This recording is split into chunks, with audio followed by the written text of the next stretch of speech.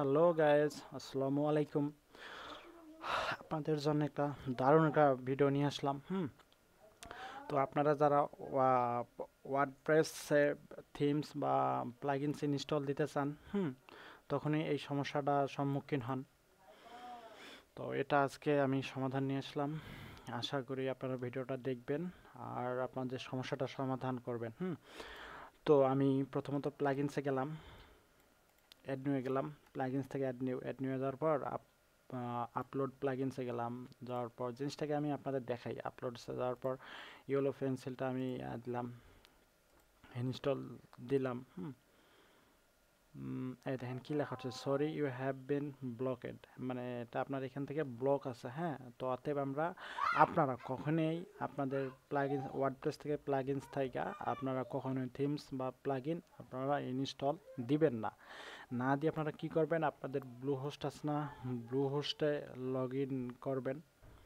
হুম এইরকম আমার মতো করবেন, ইনশাল্লাহ আপনাদের 100 হয়ে যাবে, টেনশন নেই। একটু অপেক্ষা করুন।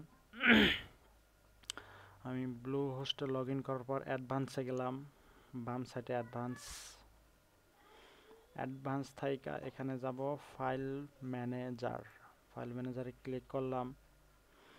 তারপর পাবলিক ডট আন্ডারস্কোর আছে, এই যে এটাই ওপেন করলাম। ওপেন করার পর আপনারা দেখবেন মানে আপনাদের কোন ফোল্ডারে আর কি করছেন, আপনারা ওয়ার্ডপ্রেসটা ইনস্টল দিয়েছেন। আমি যে ক্লাস 11-এ করছি, ক্লাস 11 ওপেন করলাম। ওপেন করার পর ডাব্লুপি কন্টেন্ট, দেখেন ডাব্লুপি কন্টেন্টে ঢোকার পর এখানে দেখবেন আপনারা থিম ইনস্টল দেবেন নাকি প্লাগইনস। তো আমি যেহেতু থিম প্লাগইনস দিব, সেক্ষেত্রে আমি প্লাগইনসে ক্লিক করলাম।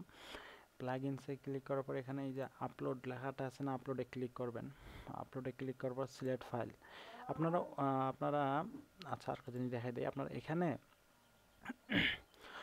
আপনারা ড্র্যাগ অ্যান্ড ড্রপ করে আইনা ছেড়ে দিতে পারবেন এবং এইখান থেকে সিলেক্ট করে নিয়ে আসতে পারবেন। এই দেখেন, এটা ইয়েলো পেন্সিল, এটা 7.5.8 ভার্সন। এই দেখেন, আমি আপলোড দিতেছি, একটু অপেক্ষা করুন।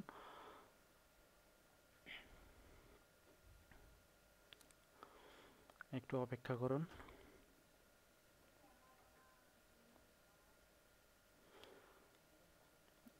এখানে ম্যাক্সিমাম 500 এমবি আপলোড নেয়।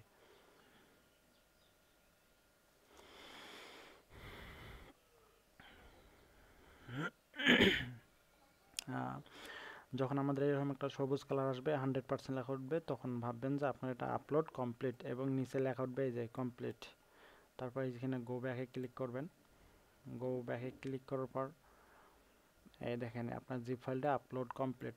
এটা এবার এই যে রাইট বাটন ক্লিক করবেন। রাইট বাটন ক্লিক করে এই যে নিচে স্ট্রাক আছে, স্ট্রাকে ক্লিক করবেন। স্ট্রাকে ক্লিক করার পর এই যে স্ট্রাক ফাইলস, এখানে ক্লিক করবেন।